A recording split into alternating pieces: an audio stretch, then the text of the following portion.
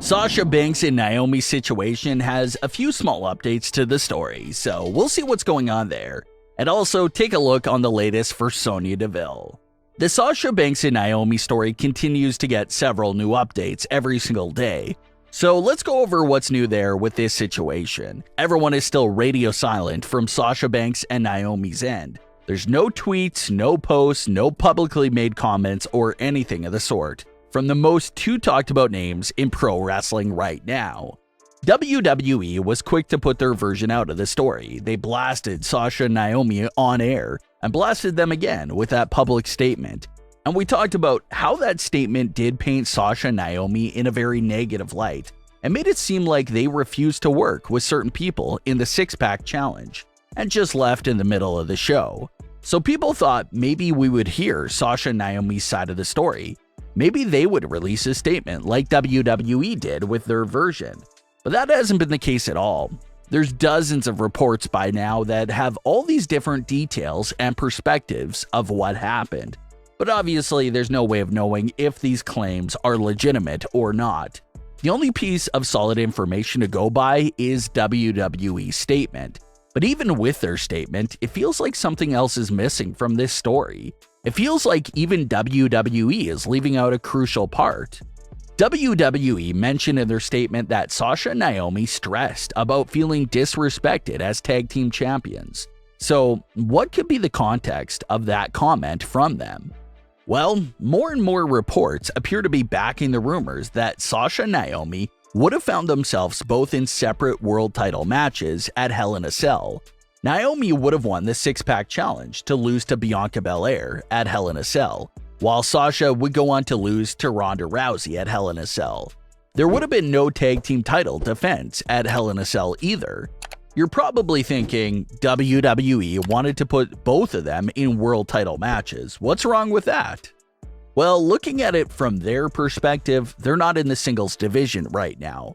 They're the tag team champions for a women's tag team division that doesn't exist. Their entire mission when WWE put them together was to stop the trend WWE had of disrespecting the women's tag team titles. Sasha and Naomi accepted being paired up and accepted the women's tag team titles because they wanted to elevate this tag team division and bring it back to life, put it back on the map. For a while now, the women's tag team titles would have just been placed on a team that had been together for just a few weeks, and then the titles get forgotten about until it's time for them to change hands again. So everyone was talking about how Sasha and Naomi could put a stop to this negative trend and actually elevate the titles since they had a lot of star power. Sasha and Naomi held the titles for 5 weeks. They had a few brief interaction with the teams of Liv and Rhea, Natalya, and Shayna, but obviously it was heading in the direction they expected it to. They didn't defend the titles at Backlash, and if WWE went with the original plan, then they weren't defending at Hell in a Cell either. So when they say they're being disrespected as tag team champions, it's sort of true. The titles just always get forgotten about. A tag team division doesn't even exist for the women, and it always ends up back at square one. So after seeing this trend over those 5 weeks, and then hearing about these Hell in a Cell plans, it looks like that was it for them. Reports claim that apparently Sasha led with the charge and convinced Naomi to leave with her. It was reported that there was little to no sympathy for Sasha Banks, and how the locker room is mostly against this decision. It was also reported that the locker room doesn't hold the same feelings towards Naomi because they feel like she was manipulated to leave, so it really wasn't her full decision. So that's just what the reports are claiming right now. Obviously, there's no way of telling what's true and what's not, but that's what's being said. Some fans feel like WWE should just go ahead and retire the women's tag team titles for good. It was a decent idea back in 2019 because there was a lot of tag teams around back then.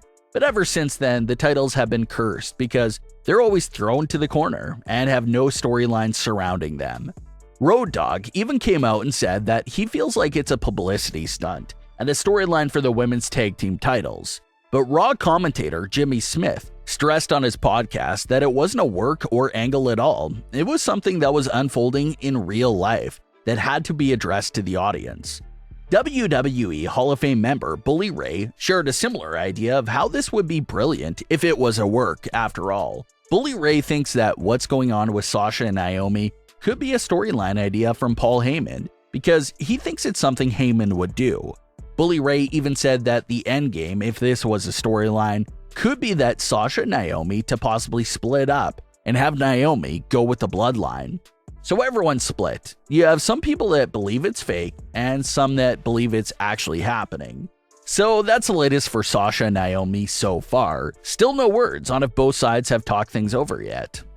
Let's get into everything with Sonya Deville, because she actually has some storyline going on with her. Sonya has returned to WWE early 2021 as a quiet assistant to Adam Pearce. But as time went on, Sonya obviously broke out of that shell in a major way. She became a vintage evil boss character. Sonya returned to the ring in fall 2021, but all of the matches included some type of abuse of her official WWE power. She couldn't compete in a full match without trying to pull off some type of abuse of power. That went on for a while until Adam Pearce finally told Sonya that she was fired as an official and will be back to being a full-time competitor once again. Over the last few weeks, Sonya has faced Alexa Bliss in a few losing efforts. Like we recently talked about, Alexa has little to no storyline at all going on here, but Sonya definitely has something going on.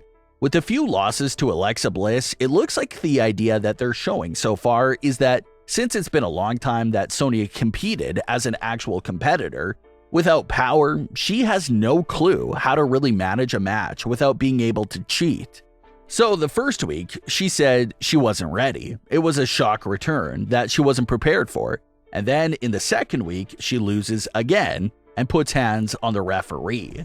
Sonya is used to putting her hands on anyone and getting away with it, but Adam Pearce announced that Sonya was in fact storyline fined for her attack on the referee.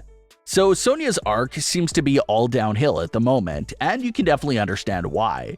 This character has done a lot of bad things to people over the last few months, so you can't just let the character get away with that. She'll now have to pay for her previous actions as a WWE official. Similar to what Becky Lynch's character is dealing with right now, Sonya is just at the beginning of this downfall arc. It's going to take a while for her to snap back into things and get used to not having that WWE official power at her disposal. But once she gets the hang of things of being a full-time competitor, then Sonya could be right back to where she was at in 2020 as a promising top heel in the women's division. So there's a lot to look forward to there with Sonya Deville's story. But what are your thoughts on today's stories? Leave your comments below. Don't forget to subscribe with all notifications on and leave a like if you enjoyed. Thanks for watching, guys.